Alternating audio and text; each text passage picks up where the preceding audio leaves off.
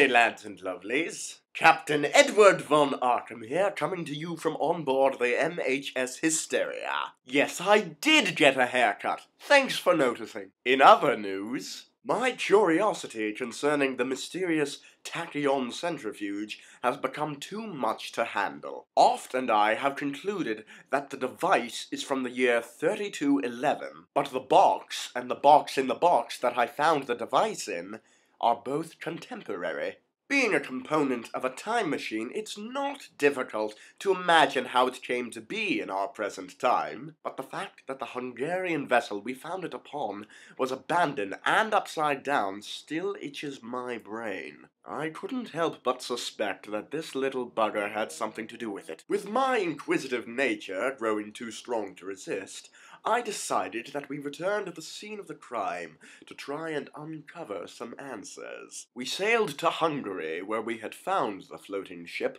and set down on the ground below. I set the eternity clock for 5 minutes after the ship had fallen out of the sky and sent us back. With hindsight, I probably should have taken into account how high the ship was when it fell, because then I would have set the eternity clock for a little longer than 5 minutes. It turns out it took the ship precisely 5 minutes and 30 seconds to hit the ground.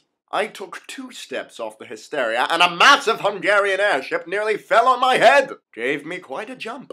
The airship was smashed to splinters on impact. Terrible mess. We spent nearly an hour rifling through the wreckage until we found the captain's journal. My Hungarian's not as sharp as it used to be, but this has been of great help. I've skimmed through the pages and have had 1 question answered and dozens more posed. I've learned that the captain's name was Bartal Szilágyi, and the ship was called the Istvan, a trading ship out of Budapest. And according to the journal, they were on their way to Romania when they received a visitor. The captain writes, March 11th. A miraculous occurrence. Man of brilliant and mysterious attire and accessory appeared on top deck. Given cabin to rest. Precious cargo placed in my chest. This goes to explain where the centrifuge came from. A chrononaut from the future must have jumped backwards in some manner of desperation. For one certainly cannot travel through time with a tachyon centrifuge alone. My guess is that his machine was crashing, and he managed to throw himself into the past before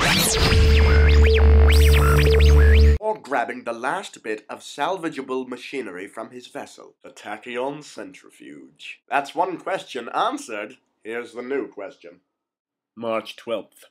First mate and deckhand gone. Lifeboat wasn't taken. Fallen overboard in the night. Funeral ceremony held. Great loss. Ho ho. March 13th. More men gone. No trace found. Passenger gone babbling mad inside cabin. Ho ho ho. March 14th. Only 4 of us left. It's on board. It followed him here. He's doomed us all.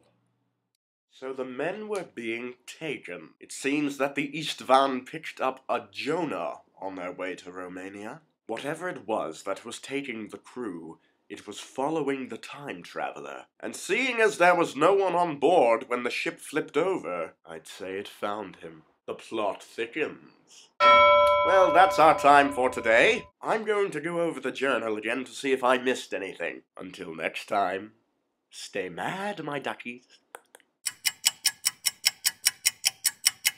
Yes, it is very difficult to get a haircut without removing your hat.